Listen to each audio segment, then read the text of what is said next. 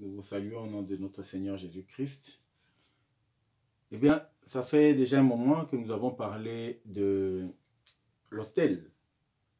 Voir que représentait l'autel pour nous, enfants de Dieu. Comment pouvons-nous bâtir un autel pour l'Éternel? Et nous avons essayé d'entrer vraiment dans les détails pour comprendre. Et nous avons dit que l'autel, en fait, représentait notre âme. Mais le sacrifice qui recouvre l'autel, ce sacrifice-là représentait le Messie. Et c'est pourquoi on a donné l'exemple d'Abel. Lorsqu'Abel a donné son sacrifice, il avait présenté le premier-né de son troupeau. Et le premier-né, ce qu'on appelle en hébreu le Béror, représentait Jésus-Christ le Messie. Et lorsque Dieu nous regarde, il voit en nous le sacrifice de Jésus-Christ. C'est pourquoi nous lui sommes agréables. Puisque lorsque Dieu regarde, ce n'est pas le sacrifice de l'homme qui l'intéresse. Ce n'est pas les efforts de l'homme. Mais ce qui l'intéresse, c'est voir en l'homme le sacrifice de Jésus-Christ. Sur notre âme qui est l'autel, il voit le sacrifice qui est étalé. Donc l'agneau qui est immolé. Et cet agneau-là représente Jésus-Christ. Notre vie doit être recouverte de la vie de Jésus-Christ. Et nous sommes cachés dans le Messie. Voilà, en bref, ce que nous avons dit la dernière fois sur comment bâtir un autel. Nous allons maintenant parler de quelque chose de beaucoup plus profond, c'est-à-dire voir maintenant comment nous pouvons nous donner notre vie en sacrifice. Qu'est-ce que nous devons sacrifier réellement pour que notre autel soit agréable à Dieu? Que devons-nous sacrifier réellement pour que lorsque Dieu nous regarde, qu'il puisse voir en nous le Messie? Pour ça, nous allons essayer de retourner dans les textes anciens, c'est-à-dire dans le livre de la loi de Moïse qui avait été donnée par Dieu lui-même. Et dans le livre de la loi, nous allons voir comment Dieu avait parlé à Moïse concernant les sacrifices. Qu'est-ce qu'il fallait faire? Nous n'allons pas nous intéresser à tous les sacrifices puisqu'il y en avait beaucoup. Mais ce qui nous intéresse, c'est le principe des holocaustes, c'est-à-dire la chair qu'on donnait comme sacrifice sur l'autel. Pour cela, nous allons aller dans les livres de Lévitique, mais avant tout, je tiens à préciser que le but, c'est de savoir comment nous, enfants de Dieu, pouvons-nous faire, comment nous devons nous y prendre pour que notre autel, c'est-à-dire notre vie, notre âme, les sacrifices que nous allons présenter à notre Seigneur Jésus, à notre Dieu, via le sacrifice du Messie, comment ce sacrifice peut lui être agréable? Qu'est-ce que nous devons faire? Comment devons-nous nous comporter? Qu'est-ce que nous devons mettre sur l'autel? Parce que, comme on a vu la dernière fois, sur l'autel, c'est-à-dire les planches de bois ou sur des pierres, on mettait des animaux. Et qu'est-ce que nous devons mettre sur l'autel réellement pour que notre vie soit agréable à Dieu, pour que notre vie puisse refléter Jésus-Christ, afin que Dieu, à travers ce que nous allons faire, puisse voir le sacrifice du Messie. Voilà ce que nous dit la Bible dans les livres de Lévitique. Nous allons le prendre pour lire et comprendre un peu ce qu'on faisait réellement lorsqu'on donnait des sacrifices. Quels étaient les grands principes? Alors, Lévitique au chapitre 3, nous allons commencer au premier verset et nous allons avancer. Lisons Lévitique chapitre 3. Je commence. Lorsqu'on offrira à l'Éternel un sacrifice d'action de grâce, s'il offre du gros bétail, mâle ou femelle, il offrira sans défaut devant l'Éternel. Il posera sa main sur la tête de la victime et il égorgera à l'entrée de la tente d'assignation. Et les sacrificateurs, les fils d'Aaron, répandront le sang sur l'autel et tout autour. Ça, c'est la première chose. On nous dit que les sacrificateurs vont répandre le sang sur l'autel et tout autour. De ce sacrifice d'action de grâce, il offrira en sacrifice consumé par le feu devant l'Éternel la graisse qui couvre les entrailles et toute celle qui y est attachée, les deux rognons et la graisse qui entoure et qui couvre les flancs. Voilà, on peut s'arrêter là. Voilà ce que nous dit la Bible. Alors, Dieu qui donne des principes. Ici, on se base sur les principes. Hein. Il ne s'agit pas seulement du sacrifice, d'action de grâce ou autre, mais c'est les principes concernant les animaux. Alors, qu'est-ce qu'on faisait? Les sacrificateurs, qui étaient les Lévites, c'est eux qui étaient choisis par Dieu pour offrir les sacrifices. Alors, ces gens-là, les sacrificateurs, qu'est-ce qu'ils faisaient? Ils amenaient à l'autel les animaux qu'on devait, bien sûr, c'était des taureaux, des agneaux, ça dépendait.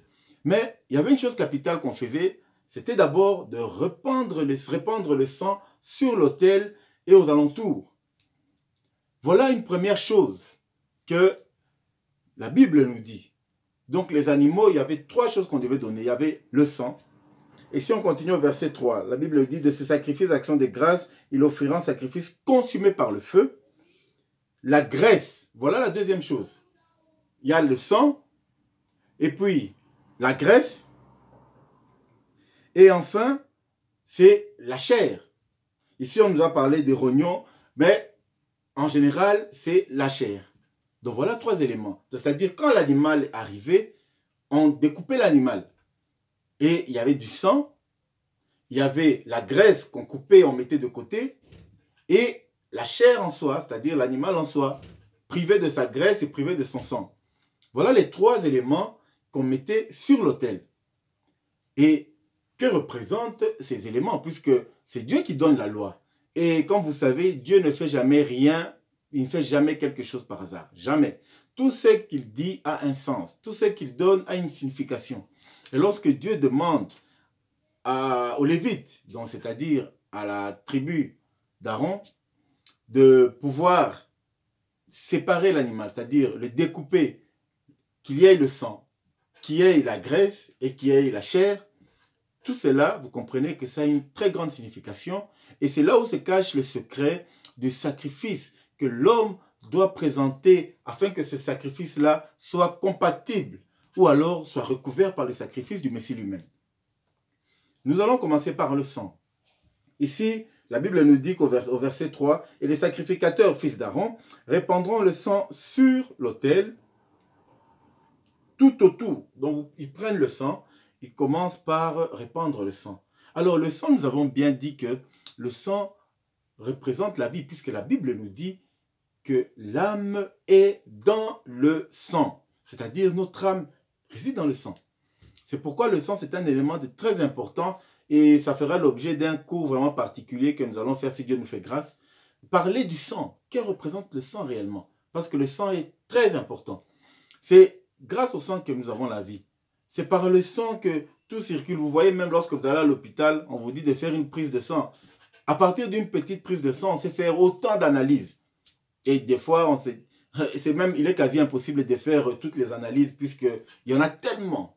Mais tout ça est compris dans le sang. Vous comprenez que le sang, c'est un principe divin, mais on rentrera en détail lorsqu'on parlera spécialement du sang.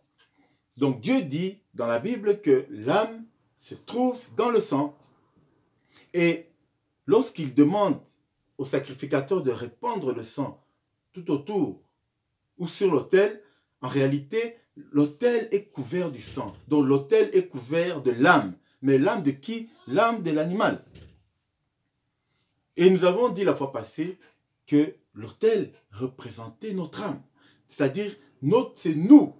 Et sur cette âme, Dieu attend voir sur notre âme. C'est-à-dire que notre âme soit recouverte totalement du sacrifice du Messie. C'est pourquoi Dieu commence par dire au sacrificateur de répandre le sang. Que l'autel soit totalement recouvert du sang.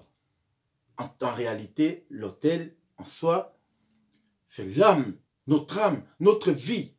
Que notre vie à nous soit recouverte du sacrifice du Messie. D'abord, nous venons devant Dieu avec notre vie. Voilà la première chose avec laquelle nous venons à Dieu. On ne sait pas venir à Dieu sans dire à Dieu que non, je viens avec ma vie. On ne peut pas faire une vie à part et se dire que bon, je viens quand même en Dieu, mais je garde quand même ma vie ancienne. Ça ne marche pas comme ça. La vie, le sacrifice, donc pour être agréable à Dieu, il faut que nous venions sur l'autel, que nous amenons à l'autel de Dieu. Donc devant Dieu, nous venons d'abord, premièrement, avec notre âme, notre vie. Quand je parle de la vie, ici je fais allusion à notre âme. Donc l'âme profonde, nous, le réel, pas la chair.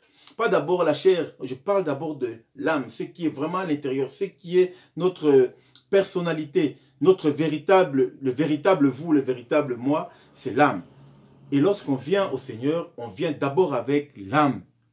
On ne peut pas se dire que voilà, je vais servir Dieu, mais en même temps, je vais servir autre chose. En même temps, je vais faire autre chose. D'ailleurs, Jésus lui-même a dit, nul ne peut servir deux maîtres à la fois. On ne peut pas servir Dieu et maman. On ne peut pas servir Dieu et un faux Dieu. On ne peut pas servir Dieu et un démon.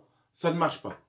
C'est pourquoi lorsque nous venons au sacrifice pour notre Seigneur, lorsque nous venons à l'autel, nous mettons sur l'autel d'abord notre âme.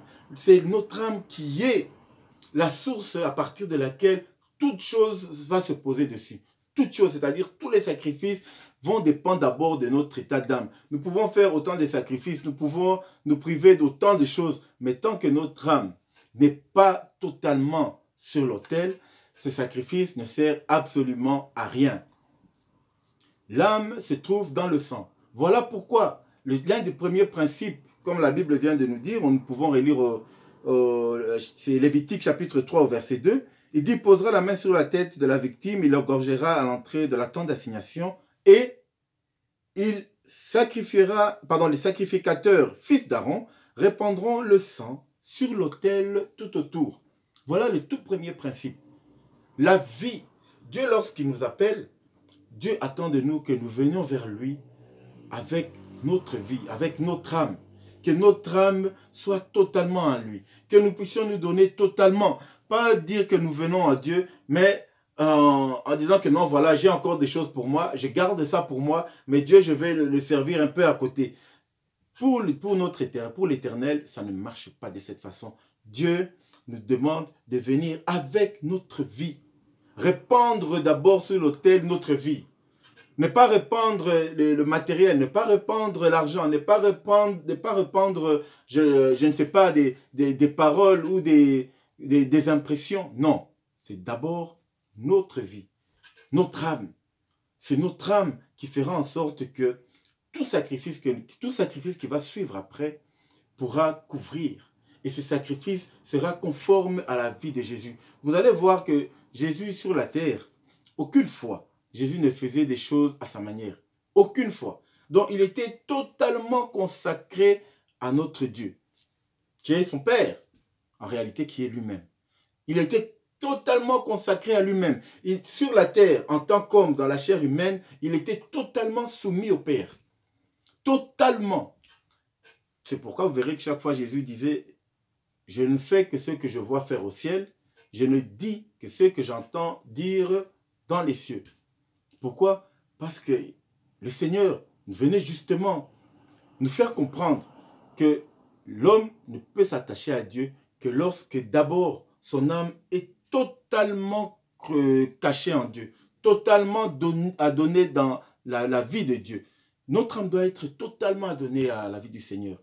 Si nous avons une âme qui est encore dans les choses mondaines, une âme qui est encore cachée dans les bénéfices de ce monde, il sera très difficile de pouvoir nous attacher à Dieu. Il sera très difficile de présenter à Dieu un sacrifice agréable. Il sera très difficile d'être un autel agréable au Seigneur.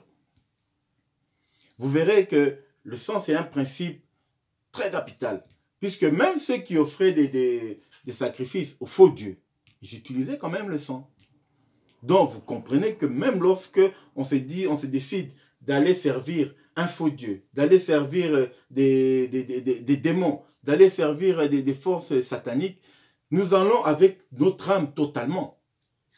Et vous comprenez que si tu donnes ton âme pour servir une œuvre satanique, pour servir un faux Dieu, pour servir un démon, ton âme, tu ne peux pas en même temps le donner au démon ou alors au faux Dieu et donner cette âme à Dieu lui-même. Ça ne marche pas. C'est pourquoi vous voyez que la Bible commence par nous dire que le sacrifice commençait d'abord. Dieu n'a pas fait allusion à la chair, il n'a pas d'abord fait allusion à la graisse, il a commencé par le sang. On commence d'abord par répandre son sang sur l'autel. C'est notre vie, c'est la chose la plus capitale. On commence d'abord par là, que notre âme soit totalement donnée à la vie du Seigneur. Que notre âme quitte d'abord les choses du monde. Que notre âme ne soit plus attachée à la terre, mais que cette âme se rattache plutôt aux choses de Dieu.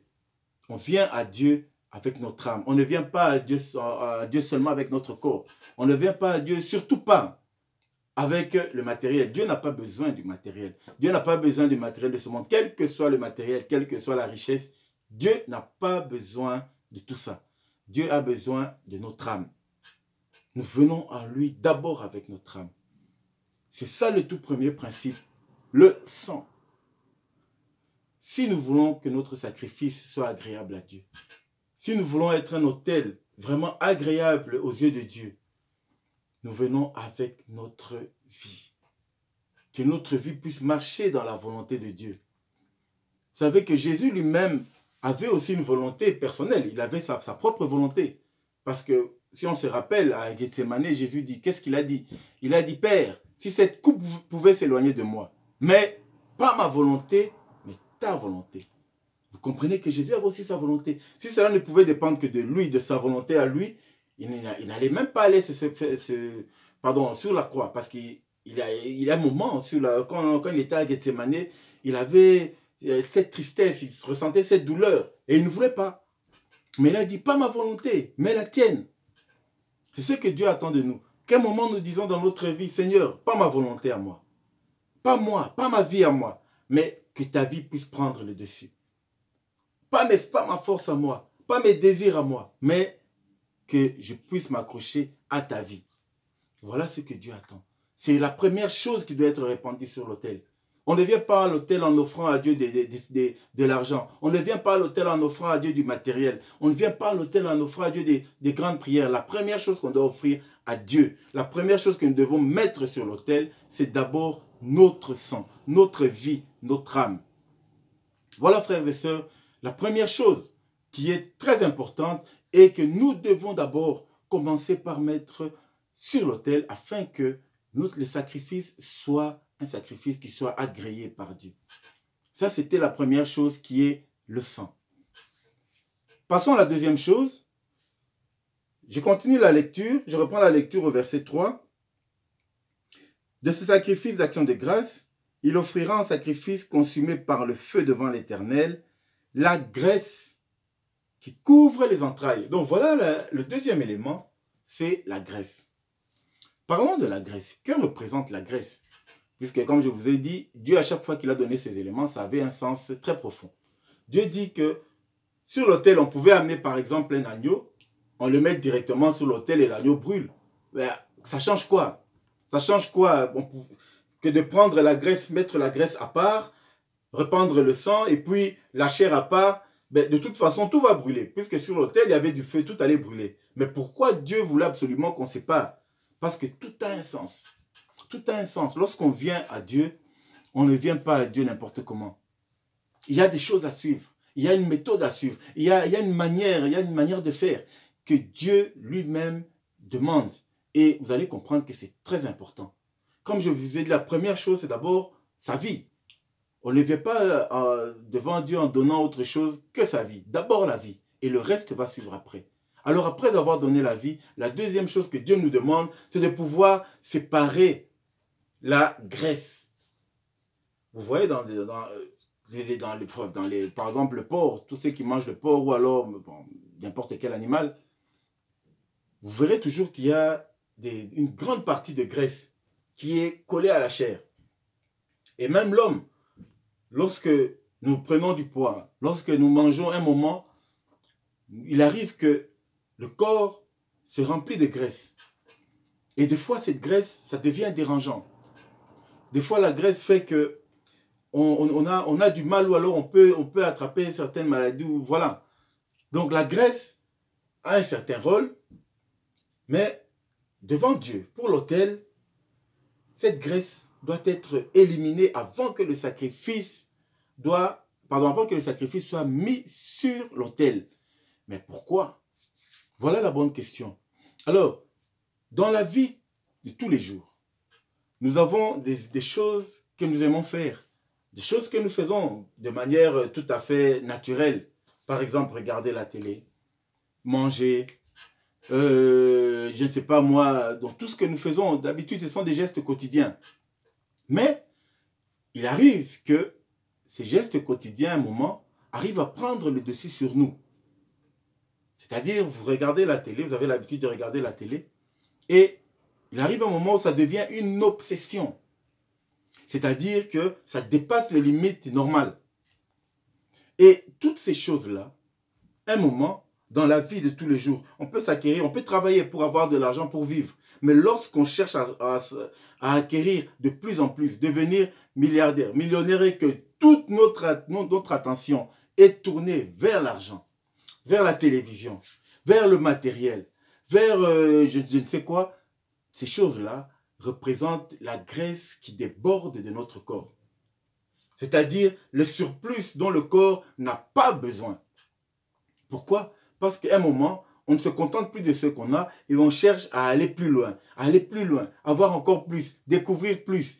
Et ça forme la graisse. Et la Bible nous dit que c'est pour être un véritable sacrifice à Dieu, nous devons éliminer tous ces éléments qui débordent de nos désirs, de nos besoins. Ça déborde, ce sont des choses dont le corps n'en a vraiment pas besoin, mais qui viennent prendre le dessus et nous empêcher d'avancer même dans la voie du Seigneur. Ces choses ne sont pas nécessairement des péchés. Écoutez-moi bien, la graisse dont on parle n'est pas nécessairement un péché. Regarder la télévision, ce n'est pas un péché en soi. Mais lorsqu'on atteint un certain niveau, Dieu va te demander maintenant, ces choses, tu dois les limiter. Il ne va pas te demander de les arrêter, pas nécessairement, mais de les limiter. Pourquoi? Parce que ça peut prendre des proportions où la télévision prend totalement le dessus sur toi. Tu deviens tellement accro, tu ne peux plus passer 10 minutes sans regarder la télévision et ces choses-là vont t'empêcher de te concentrer dans la prière. Ces choses-là vont t'empêcher de suivre la voie du Seigneur. Ces choses vont t'empêcher même de prendre certaines initiatives pour l'œuvre du Seigneur. C'est pourquoi la Bible nous dit que lorsqu'on vient auprès du Seigneur, nous devons éliminer de nous tout ce qui est des graisses. C'est-à-dire tous les surplus, tous les éléments qui viennent nous encombrer et dont on n'a pas nécessairement besoin. Aujourd'hui, le monde nous fait croire que lorsqu'on n'a pas de téléphone, on ne vit presque plus. Et pourtant, c'est faux. Lorsqu'on n'a pas de télévision, on ne vit pas. Ce n'est pas vrai. Lorsqu'on n'a pas ceci, on peut... Mais c'est faux. Mais qu'est-ce qui se passe en réalité? Ce sont des choses qui ont pris des proportions tellement énormes dans nos vies et ça vient nous étouffer. Ça vient étouffer notre vie spirituelle et on devient tellement attaché à ces choses au point où des fois ça va très loin jusqu'à devenir même une idolâtrie. Alors Dieu lui dit, celui qui veut venir à l'autel, celui qui veut que son sacrifice me soit agréable, il faut qu'il puisse éliminer de sa vie tous les surplus, c'est-à-dire les choses dont il n'a pas besoin, les choses qui viennent l'encombrer, les choses qui le retiennent. Parce que ce sont des choses qui nous empêchent de nous élever au ciel. Ça nous retient attachés à la terre. Aujourd'hui, lorsque quelqu'un court derrière l'argent, court derrière des millions, il veut devenir millionnaire, milliardaire, tout ce que vous voulez. On ne dit pas qu'être millionnaire, avoir de l'argent, c'est mauvais, nécessairement, non. Mais lorsque notre âme, vous voyez que la graisse est attachée totalement à la chair. Même pour ceux qui savent comment on découpe la viande, ou alors la chair, les animaux, ils voient bien que la chair, des fois, on a du mal à enlever toute la chair puisqu'elle reste tellement attachée à... Pardon, la graisse reste totalement attachée à la chair. Alors des fois, il faut vraiment gratter pour séparer la graisse de la chair. C'est-à-dire que ce sont des choses qui sont nécessaires pour notre vie, mais à un moment, ça s'attache tellement et ça devient un encombrement. C'est-à-dire que nous n'avons plus d'autre chose à faire que de penser à ces choses-là qui deviennent pour nous des graisses. C'est-à-dire l'argent, On veut gagner, on veut gagner, on veut gagner. Toutes nos pensées sont tournées vers l'argent. On est prêt à tout pour l'argent. On est prêt à tout pour devenir millionnaire. On est prêt à tout pour devenir milliardaire. Et toute notre attention, tout notre être, et ça devient un moment, ça devient comme si toute notre existence ne dépendait que de l'argent. On ne fait tout qu'en fonction de l'argent. Ça s'appelle la graisse. Ce sont les surplus, les débordements, des choses qui nous empêchent de nous approcher de Dieu et qui nous retiennent totalement attachés à la terre. Il y a des gens aujourd'hui, si il ne sort pas pour se battre, chercher l'argent à gauche, à droite, du matin au soir, il n'a même pas le temps pour ses enfants, pour sa famille. S'il ne fait pas ça, pour lui, il se dit que la vie s'arrête. S'il voit qu'aujourd'hui, il n'a rien gagné, la vie s'arrête. Non, frères et sœurs, ce sont des choses qui viennent nous encombrer et ça nous retient totalement à la terre. Lorsqu'on est attaché à ces choses, on s'accroche aux choses de la terre. On n'a plus cette force de pouvoir se lever et s'attacher à Dieu. Il y a des gens riches, mais qui sont attachés au Seigneur. Il y a des gens riches dont leur pensée n'est pas attachée aux choses de la terre. Ils ont de l'argent, mais leur pensée n'est pas totalement attachée à leur argent.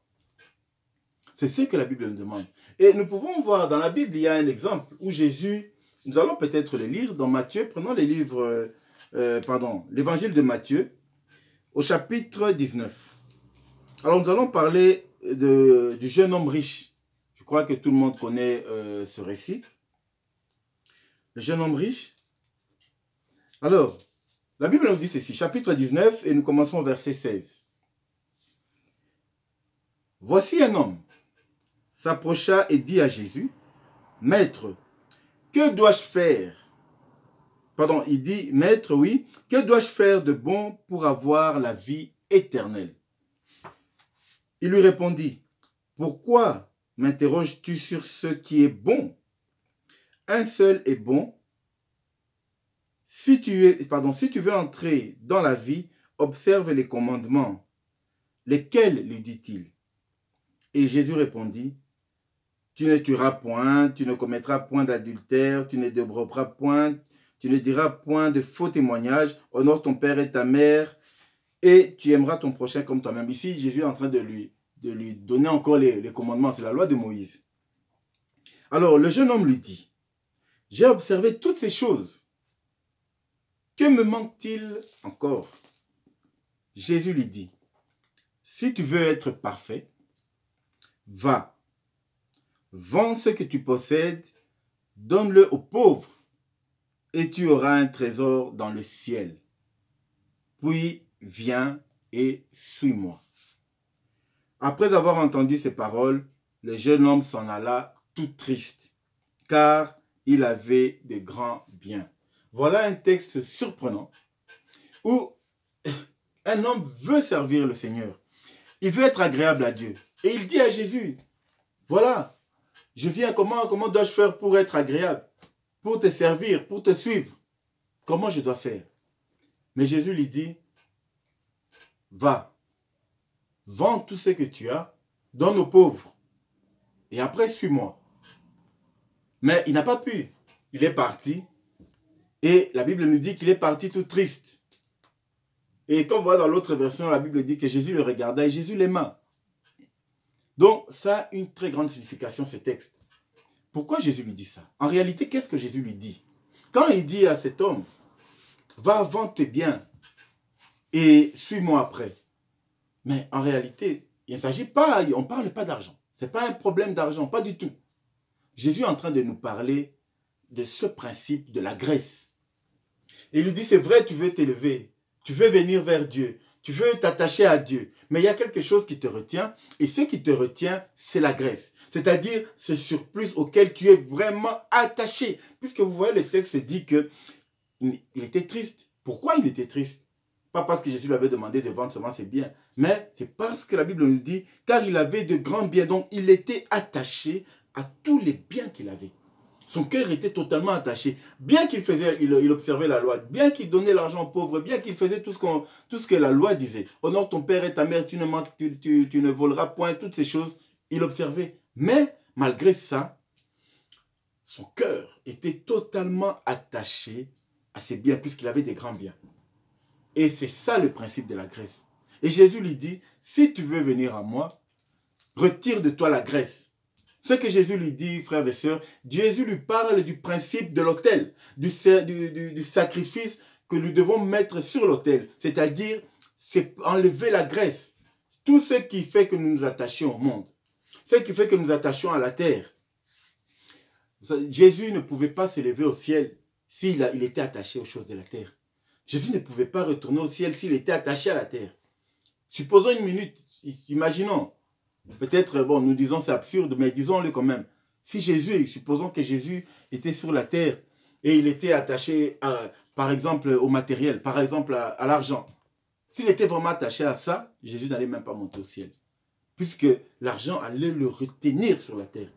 Ce sont des choses dont on a besoin pour vivre, mais ce ne sont pas des choses qui sont primordiales pour notre vie spirituelle, pour notre âme. Et si nous nous attachons à ces choses qui sont des choses terrestres, nous allons aussi rester sur la terre, puisque ces choses sont attachées à la terre.